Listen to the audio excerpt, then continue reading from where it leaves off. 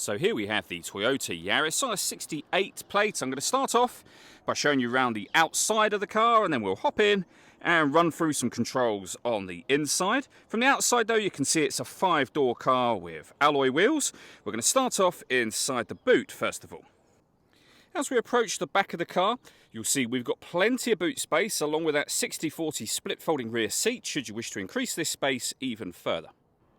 Okay, so we're just going to work our way back around to the front of the car, and then we'll hop in and run through some controls on the inside. But now that we've done a full circle of it, you can see it's in excellent condition the whole way round.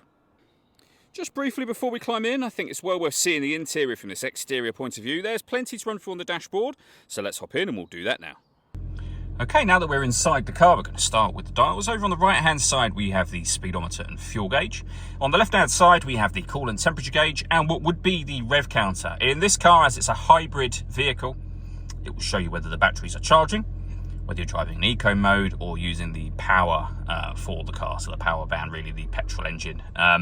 And you can see there, whilst I've been talking, the electric vehicle mode has just cut in, so you'll get the EV symbol come up here when it's in electric vehicle mode.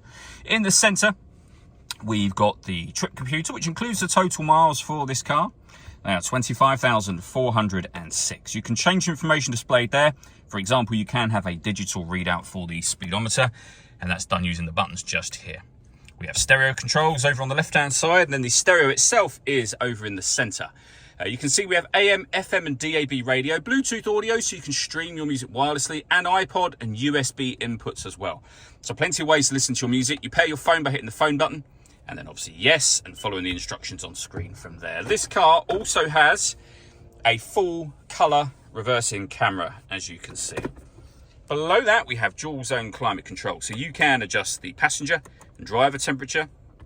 You can increase and decrease the fan speed. You can determine what direction you'd like the air to be distributed in. And when you're happy with those settings, you can turn your air conditioning on. Same button will turn it off. You can recirculate the air that's in the car. That's a great way of heating it up or cooling it down quickly depending on the temperature or temperatures that you've set just here. Below that, we have a 12-volt charging socket, our USB and auxiliary input, the gear lever for the fully automatic gearbox, and then these buttons just here. So you can turn off the traction control, you can put the car in eco mode, and if it's not already, you can force the vehicle into electric vehicle mode if there's enough charge.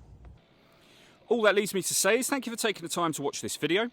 If you'd like to come and see the car in person and have a test drive, please feel free to call either of our MJA sites. We'd love to hear from you soon.